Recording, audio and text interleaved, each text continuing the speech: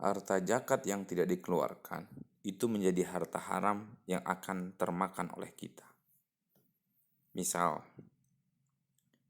kita punya penghasilan sekian, katakanlah zakatnya setiap bulan yang harus kita keluarkan adalah 100.000 misalkan. Nah, tetapi kita tidak keluarkan tuh yang 100.000 itu.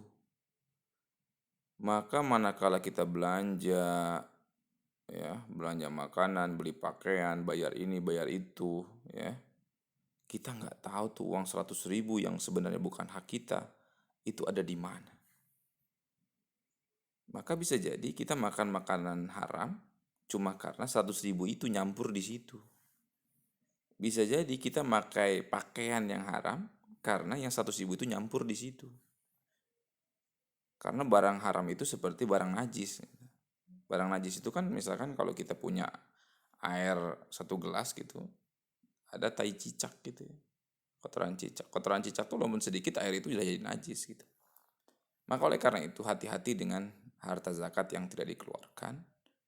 Kemudian harta zakat itu bercampur dengan harta kita semuanya dan itu menjadi harta haram. Dan efeknya harta haram itu luar biasa. Ya, akan berdampak kepada kesalehan anak kita. Maka kalau kita punya anak susah diatur gitu ya, nggak mau sholat gitu ya, nggak mau diajak ngaji, nggak nurut, diomongin lawan, cek coba bisa jadi ada harta haram. Oke lah kalau masalah pekerjaan yang halal mungkin kebanyakan kita tahu. Pekerjaan yang halal haram tuh tahu. Tapi kalau harta zakat banyak orang nggak tahu terutama cara menghitungnya. Maka oleh karena itu cek benar-benar tuh harta haram. Karena harta haram tuh panas. Maka kalau ada harta haram di kita atau harta zakat ya, yang tidak dikeluarkan itu biasanya Allah ambil dengan 2 cara.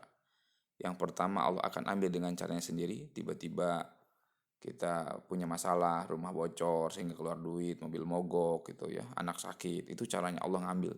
Artinya uang kita keluar juga sebenarnya karena itu haknya Allah. Untuk kaum duafa makanya diambil oleh Allah dengan caranya sendiri. Yang kedua, Allah ambil ketenangannya. Memang sih kelihatannya enak gitu ya. Hidupnya punya perusahaan, punya mobil, punya rumah gitu ya. Ya normal lah gitu. Tapi hatinya gelisah, dia tidak mendapatkan ketenangan.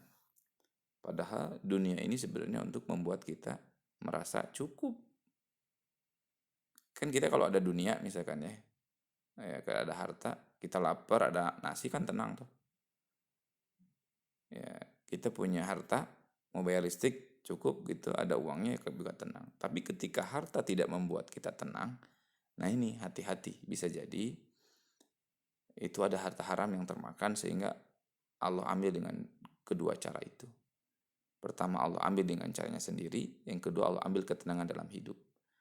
Dua-duanya sama-sama susah gitu. Anak sakit kan, kita bayar uang ke rumah sakit, ya, susah juga. Udah sedih anaknya sakit, uang keluar juga. Nah, yang kedua ketenangan kalau diambil udah rumah tangga bisa hancur, apapun bisa hancur. Oleh karena itu hati-hati, ini bulan Ramadan dan biasanya umat Islam di Indonesia itu bayar zakat di bulan Ramadan. Karena untuk gampang aja sebenarnya, karena bisa jadi sebenarnya haulnya itu tidak mesti di bulan Ramadan. Cuma rata-rata di Indonesia ini kalau menghitung zakat di Ramadan, maka hati-hati betul dalam menghitung zakat. Mudah-mudahan kita semua selamat dari fitnah dunia ya, dari ujian dunia ini. Karena bagaimanapun harta itulah titipan buat kita dan mudah-mudahan kita tidak makan harta haram.